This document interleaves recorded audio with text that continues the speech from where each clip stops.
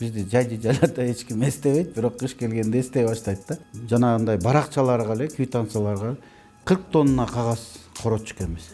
А эгер ошол жанагы Орусиядан электр энергиясын сатып келген компания Кыргызстандын электр энергиясына эч кандай чыгым жаратпаса, анын иши эмне үчүн токтотулуп калды анда? Силер өзүңөр ызы чуу баштап атпайсыңар, өзүңөр айтып атпайсыңар. Бардык суу сактагыч токтогул эмес, бардык суу сактагычты карап көрсөңөр, суу жок.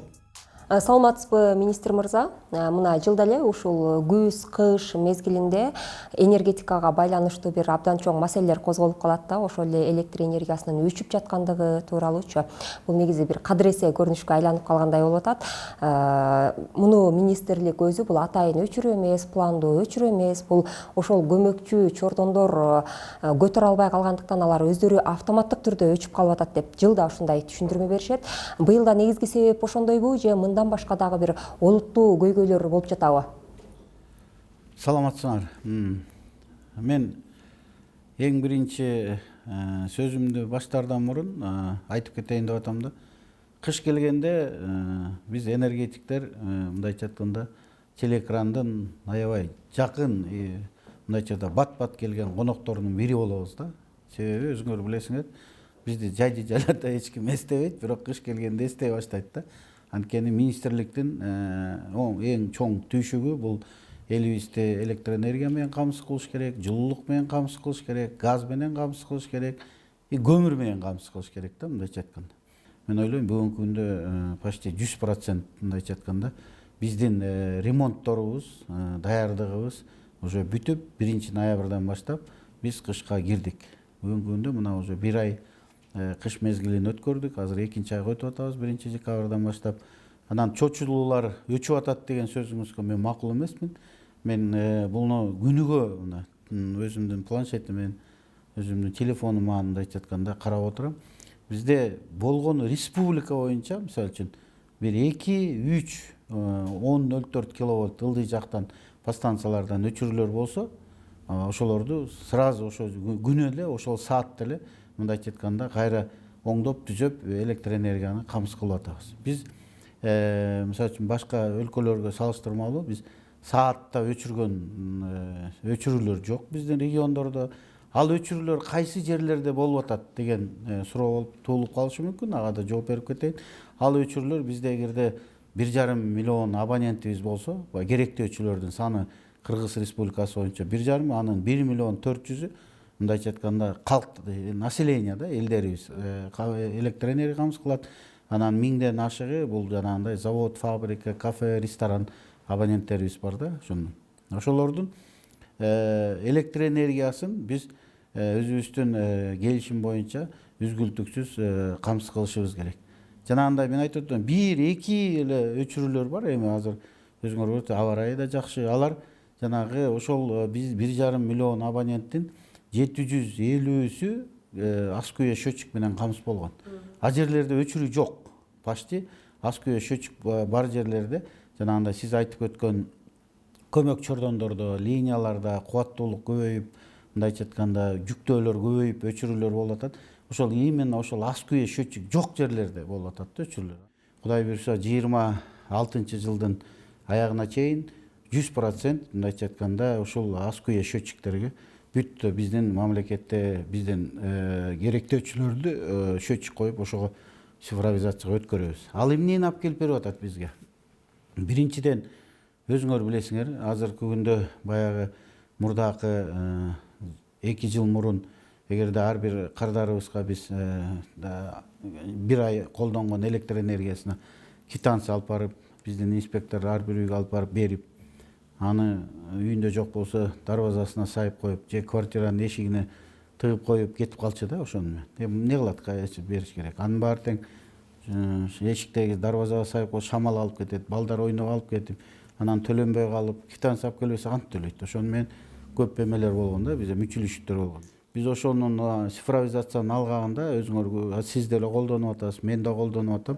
Ал бүгүн Мой свет деп биз менин жарыгым деп приложение киргизгенбиз, ар биздин телефонубузда. Бул дагы реформанын алкагында болгон иш. Башында буга да көп тоскоолдуктар болду, бирок ага карабастан бүгүнкү күндө почти 99,1% биз ошол приложение менен электр энергиянын төлөмүн кабыл алып атабыз. Ошону менен ошол бул жерден эмне биз ушул мой приложение өткөндөн эмне пайда тапты? Биз ушул жанагындай баракчаларга эле квитанцияларга 40 тонна кагаз коротчу экенбиз. 40 тонна кагаз ушу республика боюнча биздин жана 1,5 миллион абонентибиз бар деп атпайбы ошого. Анын суммасы 10 миллион сом акча экен. Ошо 40 тонна кагазды 10 миллион жана А4-ин татып алып, экиге бөлүп, таратып, анын эми кагаздын эле баасын айтып атам мен. Ага краска керек, өзүңөр аны распечатка кылыш керек, канча жумуш болду. Ошонун баары бүгүнкү күндө жок эс. А экинчиден биз баягы мурда өзүңөр билесиңер, ошол ас күйө счетчик коюлган жерлерде, мисалы үчүн, коммерческий потеряларыбыз 3%-тен 5%-ке чейин кыскарып кетти да, мындайча айтканда. Биз азыр бүгүнкү күндө абонент төлөбөй калды деп мурун бир бригаданы алып алып, машинеге 5-6 киши отуруп алып, анын инспекторун алып алып, анан ар бир көчөгө кыртырып, столбага чыгып, аны өчүрүп, анан кайра төлөгөндөн кийин кайра барып күйгүзчүбүз, ушундай убарабызчылык көп болчу да. Эми бул расходторду санын айтпай эле коеюн, мен бир эле ошол кагаздан экономдогондон акча каражатты айтып атам да. Анын баары тең мындайча айтканда артта калды. Бүгүнкү күндө бизде биздин кардарларыбыз 100% мындайча айтканда төлөмү ай сайын 100%. Бизде баягыдай ошол ас күйө счетчик коюп, мой приложениега өткөрүп эметкен баягыдай дебитордук карыз деген маселе мындайча айтканда жоюлду. Жогоруда бир сүйлөм менен айтып кеттиңиз, биз бул тармакты реформалап атабыз, ГЭСтерди куруп атабыз, чакан ГЭСтерди куруп атабыз, көмөкчү чортондорду жаңылап атабыз деп.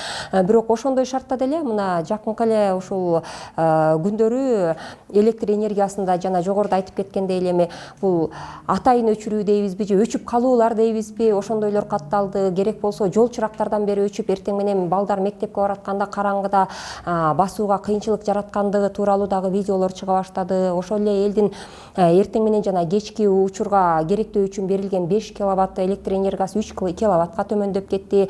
Мунун себеби, негизги себеби эмнеде болду? Бул себепти биздин мамлекет эмес эле Кыргызстан, бул дүйнө жүзү бүгүнкү күндө сезип атат. Бул климаттын өзгөрүүсү, суунун аздыгы бардык жерде. Биздин мамлекетте эле эмес, мына кошуна мамлекетти алгыла, мына ошол эле бизге окшогон тоолуу регион бул Тажикстанда эртең менен 2 саат өчүрүп, 2 саат берип, кечинде 2 саат берип, ушундай режим менен бүгүнкү күндө иштей баштады. Алар дагы 90% почти электр энергиясын суудан алат. Биздин бүгүнкү маселе өзүңөр көрүп атасыңар, азыр баарыбыз эле ошол түштүк тарапка баратканда ошо Токтогул жээги менен жол менен өтүп атабыз, баарыбыз көрүп атабыз. Былтыркыга салыштырмалуу бүгүнкү күнгө 2 миллиард куб сууга аз. Былтыркыга салыштырмалуу. Эгерде былтыр биз 13 миллиард 400 миллион куб менен кирсек, быйыл 11 миллиард 200-дün тегерегинде кирдик да кышка. Ошон үчүн суунун келиши, мындайча айтканда, эгерде былтыр 107% асадка болсо, быйыл 92% болду асадка. Ошону өзүңөр көрдүңөр кышында. Мына бүгүнкү күнгө чейин кургак, бир тамчы жаан жок. Бүгүнкү күндө өзүңөр уш жерде жашап аткан элдин баары эле сезип атат. Ошого байланыштуу, эгерде биздин план боюнча биз былтыркы жылы 14 миллиард киловатт саат электр энергия чыгарсак, биздики билесиңер да, биздин мамлекетте 90% биз суудан алабыз. 10% биздин Бишкек ТЭЦ берет. Эгерде 1 миллиард 900 миллион киловатт саатты биздин Бишкек ТЭЦ берсе, калган электр энергиянын баарын, мисалы үчүн, суудан алабыз. Быйыл биздин план боюнча 12 миллиард 700 миллион киловатт саат биз ГЭСтерден алабыз. 1 миллиард 900 миллион киловатт саатты ТЭЦтен алабыз. Ошондо 14 миллиард 600 миллион киловатт саат биздин Кыргызстандын ичиндеги чыгарган электр энергиясынын көлөмү ушул 14 миллиард 600, андан ашык чыгара албайбыз. Бу жерге чакан ГЭСтерди кошкондо дагы баарын кошкондо биз ошол 14 миллиард 600 миллион киловатт. А биздин керектөөбүз 18 миллиард 935, 19 миллиард болуп атат. Элестетиңиз, ошондо айырмасы почти 4 миллиард киловатт сааттын ашыгыраак электр энергия бизге жетпей атат. Өзүбүздүн мамлекеттин ичинде колдонуубуз 4 миллиард 335 миллион киловатт саатты биз кошуна мамлекеттен сатып алышыбыз келип, ошону элибизди жана сиз айтып аткандай өчүрбөш керек. Эгерде биз ал электр энергияны албасак, анда биз 4 миллиард киловатт саатты жанагындай Тажикстанга окшоп биз да өчүрүшүбүз керек да, мындайча айтканда. А биз эмне деп атабыз азыр? Суунун аздыгы, мына өзүңөр көрүп атасыз. Орто Токой суу сактагычын карагыла, Киров суу сактагычы, Папан суу, бардык суу сактагыч, Токтогул эмес, бардык суу сактагычты карап көрсөңөр, суу жок. Суу аз келди да, мындайча айтканда. Эми жайды көрдүңөр, жай 45 градуска чейин мындай күндүн ысыгы болгон эмес, быйыл өзгөчө ысык болду. Эгерде азыркы убакта 56-57 миллион киловатт саат электр энергия колдонуп атсак, мына кыш 1 ай болду да келген, декабрь айы болуп калды. Кышында биз 45 миллион киловатт саат колдондук. Жайында. Жайкы мезгилде биз импорт албайбыз. Биз только кышкы мезгилде ошол ноябрь, сентябрдын аягы, октябрдан баштап ала баштабыз. Кошуна мамлекеттерденчи. Ошондо биз иштеттик да. Ошону менен суунун да келиши аз болду. Ошону менен биз азыр элден суранып атабыз, экономдогула. Эмки жазга чыгышыбыз керек да, эмки жазга. Эгерде сууну такыр Токтогул суу сактагычын бошотуп салсак, анда биз эмне кылып толтурабыз? Эртең генератор иштебей калат да. Ошол сыяктуу мына жылдан жылга суунун 21-жылдан баштап мына биз только ошол мындайча айтканда суунун аз келген мезгилин өткөрүп атабыз. 21-жылдан баштап ушуну. Бизде мындайча айтканда Токтогул суу сактагычтын көлөмү 19 миллиард 500 миллион кубту батыра алат. Жок дегенде биз 15 миллиард куб суу менен киришибиз керек, мындай кененирээк. Ошон үчүн биз элден суранып атабыз. Ошол убактарда саат эртең мененки саат 7-ден 9-га чейин, кечки саат 6-дан 9-га чейин бизге эконом. Ошону убакта биз өчүргөн жокпуз. Такыр свети жок, эч ким калган жок. Биз оны 2 киловаттка азайтып туруп, биз жана бул только жана Аскуя счетчик бар жерлерде ошону колдонот. Башка счетчиктерди колдоно албайбыз. Ошо жерлерди азайтып, ошол 2 саатты өтүп кетип атабыз, кечинде 3 саатты өтүп кетип атабыз. Бул такыр өчүп калган жок. 3 саатта мисалы үчүн үйдө эле муздап калбайт. Былтыр сиз экөөбүздүн болгон маегибизде сиз айттыңыз эле да, ушул Кыргызстанда бизде кубаттуулугу 30 мегаваттка жеткен бир гана майнинг компания иштейт. Ал майнинг компаниядагы электр энергиясын Орусиядан ташып келет. Ал Кыргызстан биз транзит болгонубуз үчүн бизге андан кошумча акча түшүп турат депчи. Бирок быйыл ошол ноябрда жанагы электр энергиясына байланыштуу, тартыштыгына байланыштуу маселе козголгондо дал ушул майнинг компаниялар тууралуу дагы кептер чыкты. Кыргызстанда майнинг компаниялар иштеп аткандыгы тууралуу маселелер козголду. Ошол бир эмес, бир нече компания иштеп атканы тууралуу.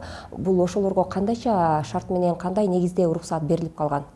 Биздин Кыргызстанда закон бар. Закон кабыл алынган, бул майнинг фермаларга уруксат берилген. Ал шартта эмес, ар бирине мындай эме кыла албайсың, индивидуальный подход кыла албайсың да. Ал шарт берилген, ошол майнинг менен иштейм десе, биз айтып атабыз, только чет мамлекеттин электр энергиясы менен колдоносуң деп. Болгону бизде эки эле майнинг. Силер жанагы эмени айтып атасыңар. Мисалы үчүн убагында келип ар бир 8-9 компания налоговыйда регистрация болуптур, именно ошол. Бирок алар бүгүнкү күндө 0. Отчету боюнча 0, иштеген жери, адреси менен, алар эми регистрация болгондо адреси менен болот да. Микрорайон же дагы бир район тип, а жерде 0, эч ким иштеген жок. Кече дагы бир эмелер, блогерлер тети ылдый жакта бир объектти тартып коюптур, ал теги 2000 канчанчы жылы өчүрүлгөн. Просто пустой эмеси калып калыптыр, ошону тартып эметет. Атайын биз дагы чтобы эме болбосун, лишний сөз болбосун деп, биз атайын өзүбүздүн эмебизди, балдарыбызды жиберип тартып, биз дагы жообун бердик да. Ошондойлор сөздөр болуп атат да. Эми ал майнинг компания договору бар. Орустардын, Россиядан электр энергия алып, Казакстандын Кигок компаниясы менен транзит кылып, бизге дагы транзит төлөп алып келип иштетип атат. Эми бизде мамлекетибизге мындайча айтканда инвестиционный неме да, ал дагы налог төлөп атат, мындайча жумуш орун пайда кылып атат. Ал бизге ошондой эле мына салыштырмалуу бул майнинг десилер, бир силердин ошол коллегаларыңар ушундай нерсени чыгып атат, майнинг. Ошондой эле электр энергияны бизде бүгүнкү күндө ошол жанагы металл эритип аткан компаниялар бар. Бизге мына металл эритип, кумтөргө жанагындай мындайча тоголок шариктерди жасайт. Алар деле непрерывный цикл, алар деле ошондой электр энергия алат. Мисалы үчүн ошол эле мынтип айтсаңар, ошол эле жанагы нан бышырып атат, мисалы үчүн ошол эле швейный цехтер деле беспрерывный круглый сутки иштеген швейцар алар деле электр энергия алып атат. Андай немеси жок, мындайча айтканда. Ошондо жана Орусия каржылаган майнинг компания иштеп атабы азыркы күндө? Жок, эч ким иштеген жок. Азыр майнинг деген компания бири да жок. Мен жоопкерчиликти айта алам, бир да компания жок. Эгерде бирөө, например, мындай жашынып алып иштеп атса, аны биз эмелер менен, өзүбүздүн специалисттер менен анын колдонулуп аткан электр энергиясынан эле билип коебуз. А эгер ошол жанагы Орусиядан электр энергиясын сатып келген компания Кыргызстандын электр энергиясына эч кандай чыгым жаратпаса, анын иши эмне үчүн токтотулуп калды анда? Силер өзүңөр ызычуу баштап атпайсыңар, өзүңөр айтып атпайсыңар. Мына вот майнингке берип атасыңар электр. Мен канча жолу түшүндүрүп келдим. 1 жылдан бери ошону какшап эле түшүндүрүп келатам да. Бул электр 23,236 миллион сомдун тегерегинде бул бир транзитке неске акча төлөп атат. Ушул иштегенден баштап ошончо бизге мындайча айтканда эсе улуттук электр тармактан бул пайдалуу эле нерсе. Биздин линияны колдонгон үчүн ал электр энергия төлөп атат. А мамлекетке налог төлөп атат. Ошо сиз айткан эки компания тең электр кубаттуулугун Орусиядан алчу беле? Жок, бир компания кеминдегиси Орусиядан алчу, а бир компания мындай да Камбарата КЭСи 2010 жылы курулуп, ошондо 120 мегаваттык агрегат коюлган. Өзү 120 мегаватт электр энергия чыгарыш керек. Бирок 90 мегаватт эле электр энергия чыгып келген. Себеби ал жерде ошол убакта КЭСти курган убакта подстанция курулган эмес. Ошол дагы 120 мегаваттын баарын кубаттуулукту алганга линия курулган эмес. А экинчи компания тоже жанагындай инвестор 1,5 миллиард сомду салып, мен ошол силерде чыкпай аткан 30 мегаватты чыгарып берейин, акча салып, ошонун электр энергиясын мага бергиле, а мен ошол өзүмдүн акча салган акчамды алгандан кийин мен силерге бул подстанцияны линияны өткөрүп берем. Бул эмне? Бул инвестиция да. Бизде мына азыр күн электр станциялар келип атпайбы? Мына биз жерди берип атабыз алар. Алар акчасын салып атат. Туурабы? Өзүнүн акчасын салып күн станцияларын куруп атат. Электр энергиясын биз сатып алып атабыз. 25 жыл өткөндөн кийин бизге тапшырып кетип атат. Бул эми дүйнө жүзүндө болгон инвесторлордун өзүнүн ушундай кошкон салымдары, акча каражат салганы ушундай технология да. А эмне жөн эле келип бирөө бербейт да. Ал үчүн же кредит алыш керек, мындайча айтканда. Же башка источникти грант издеш керек. Баары эле бизге грант бербейт да. Ошон үчүн биз айтып атабыз, болгон ошо жерге акчаны салып, эмени чыгар, электр энергияны. Анан 1-3-4 жылда ошол салган акчаңды чыгарасың да, бизге таштап кетесиң. Бизге мисалы үчүн улуттук электр тармагына, энергетикага чоң салым болот атпайбы? 100дөн ашык километр линияны оңдоп берсе, эки трансформаторду, подстанцияны жаңыртып берсе, бул чоң эме болот атпайбы бизге? Энергетикага салым болот атат. А биз эмне деген акчаларды быйыл эле ошол КАП строительство ушундай жаңылоого улуттук электр тармактары 3 миллиард сом акча жумшады. Жалпылап алганда учурда Кыргызстандагы энергетикалык абал кандай? Кризис барбы, жокпу? Кыштан кандай чыгабыз деп жатасыз? Сизге информация көргөзөйүнбү азыр? Менде саат сайын ар бир подстанция, ар бир рестин канча кубаттуулук алып атканы, кай жерде өчүрүүлөр болсо, кай жерде өчүрүүлөр баары бар. Мен бүгүн эртең менен келгенден баштап менин милдетим ошону карап отурушум керек. Эмнеге кай жерде өчүрүү болуп атат, эмне керек, эмне кылыш керек? Мен сизге айтып атпаймынбы? Бул быйылкы жылы суунун аздыгына байланыштуу биз элибизди экономдогонго чакырып атабыз. Сиз азыр айтып кеттиңиз, көчөдөгү светтерди өчүрүп атасыңар, тиги бу деп. Мен ошол эмдиги жылы менин милдетим бул, министрдин милдети эмдиги жылы кайра, эмдиги жылыда жашоо бар да, туурабы? 1 жыл менен жашоо бүтүп калбайт да. Эмдиги жылы кайра ошол сууну толтуруп, кайра элге ушундай үзгүлтүксүз электр энергия бериш керек да. Эгерде мен азыр макул деп көчөнүн баары керек, эми өзүңөр көрүп атасыңар. Биз 10дон кийин мына айтып атабыз, азыр ресторандын баары, кафелердин баары, ресторандын баары 10дон кийин жакшы эле болуп атпайбы? Эртең жумушка чыгат. Мен мындайча айтканда, биз ошол ресторанды өчүргөндөн кийин, мына өзүңөр көрүп атасыңар, ресторан той бүтүп, тойдун таң аткыча деле свет күйүп турбайбы? Ошону биз айтып атабыз, аны өчүрүп кой. Охраннигиң болсо бир лампочка калтырып кой. Болду, андан башка эчтеке суранган жокпуз. А көчөлөрдө азыр өзүңөр көрүп атасыңар, кереги барбы, кереги жокпу, свет күйүп эле турбайбы? Ушунун баары тең где-то 70 мегаваттын тегерегинде эконом берип атат. Бир райондун электр энергиясын, мисалы үчүн ошол эле Кемин районунун электр энергиясын мына 30 мегаватт где-то примерно Кемин району алса, ошол электр энергиянын экесе мындайча айтканда сарамжалдуу колдонгонго мүмкүнчүлүк берип атат. Жакшы агай, жакында эле мен билишимче сиз ошо Казакстанга иш сапар менен барып келип, бир катар борбор Азия өлкөлөрүнүн энергетика министрлери менен жолугуп бир келишимдерге кол коюп келдиңиздер окшойт да. Кандай бир жакшы мыкты долбоорлор бүгүнкү күндө энергетикалык ишке ашып жатат. Анан ошол келишимдин алкагында ошол Казакстан, Өзбекстан менен кандай кызматташуу маселеси каралды. Анан адатта биз алардан электр энергиясын алып, анан аларга суу беребиз деген бир макулдашууларга жетишип келет эместерби жылда. Эгер ошондой боло турган болсо, алардан канча көлөмдө электр энергиясын алып атабыз, канча көлөмдө сууну убада кылдык? Сууну мен аларга эч кандай милдеттүү түрдө суу бербейм. Мен ошону таза мындай баса белгилеп кетейин деп атам. Бартер деген сөз бул жерде жок. Биз Кыргызстан мамлекети сууну көлөмүн, биз мамлекет мына бүгүн 458 куб суу чыгып атса, өзүбүздүн колдонууга чыкса, ошол сууну эле беребиз. Биз анткени жайында электр энергия эчтенден албайбыз да. А силердин баарыңар жайында электр энергия бергиле, мен кондиционер иштетем, мындайча айтканда муздак суу ичким келет, холодильник иштетип атам деп суранып атасыңар. Мен айтып атам, 45 миллион киловатт саат электр энергия жайды жайлата кетти. 1 литр суу мындай эсептегенде, грубо эсептегенде 1 литр суу 1 киловатт деп эсептей бергиле. Ошондо 450 куб суу секундасына чыгат да. Эгерде биз ошо 450 мегаваттын тегерегинде иштетсек, ошол суу эле чыгат. Биз кошумча суу эч кимге бербейбиз. Анан андай милдеттемебиз жок биздин. Кантип мен милдеттеме алам? Эгерде менде бүгүнкү күндө суум 10 миллиард 700 болуп атса, кантип милдеттеме алам? Еще мен азыр астыда дагы декабрь бар, январь бар, февраль, март, 4 ай бар астыда. Мен дагы билбейм кыш кандай суук болот, мен кантип милдеттеме алам? Мен билбей туруп кантип милдеттеме алам?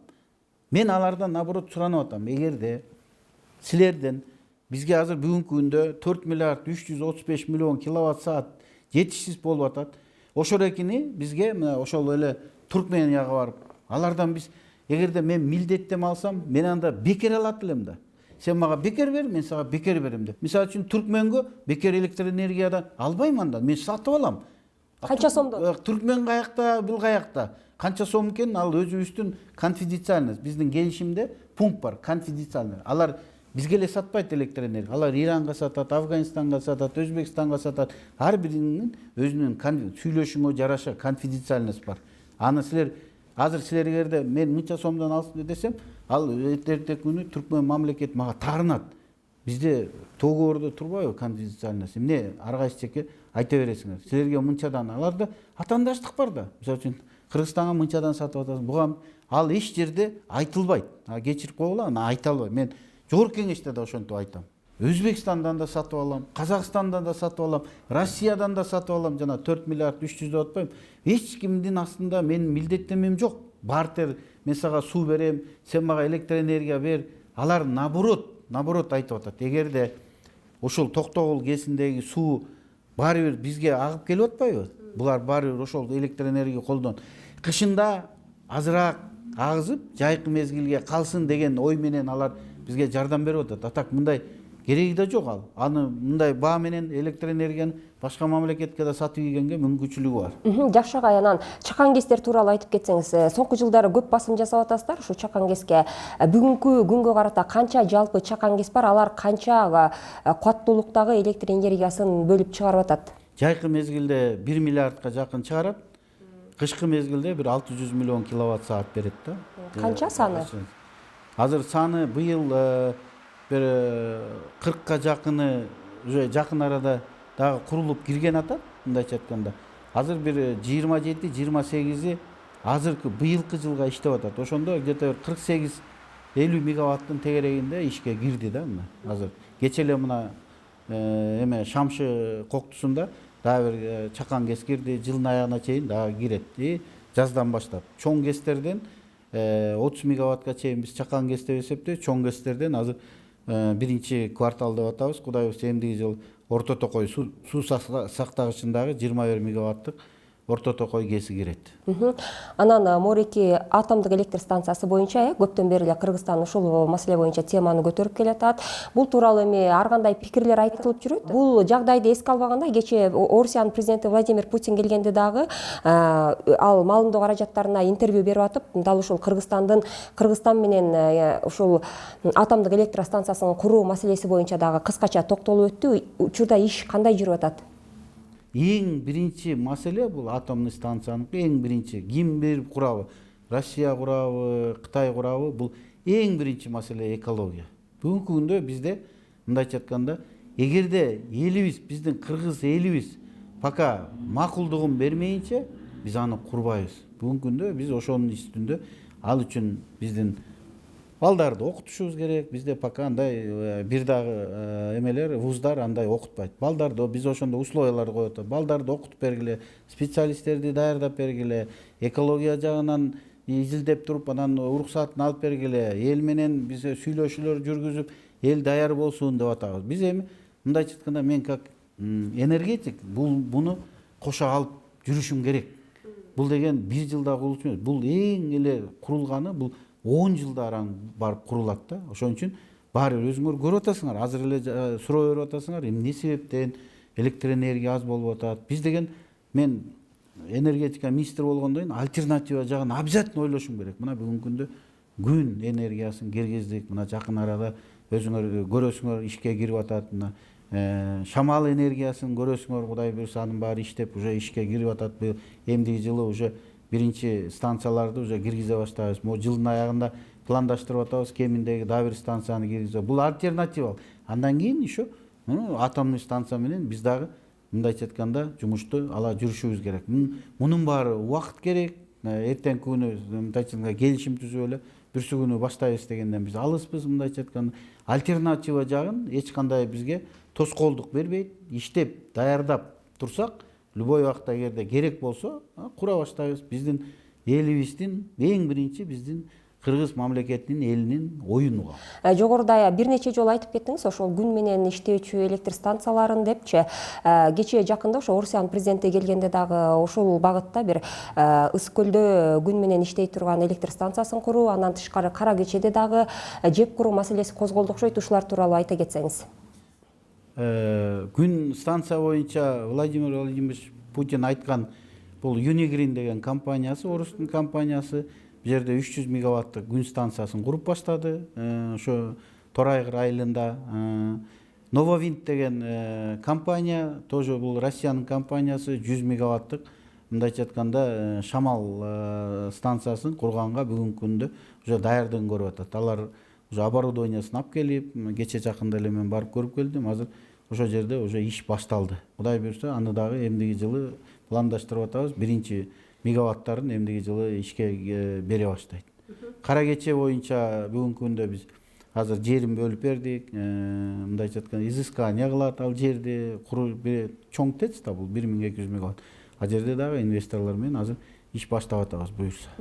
Ушул жашыл энергетиканын Кыргызстандагы потенциалы абдан чоң деп айтылып келет, бирок деген менен баягы реалдуу өндүрүш үлүшү төмөндүгү байкалат да. Төмөн эмес жүрүшү. Бул өзүнүн нугунда эле баратат. Мындайча айтканда, силер жанагындай деп ойлоп атасыңар да, мына мен келишим түздүм, эртең башташ керек. Биз меморандум келишим түзөбүз.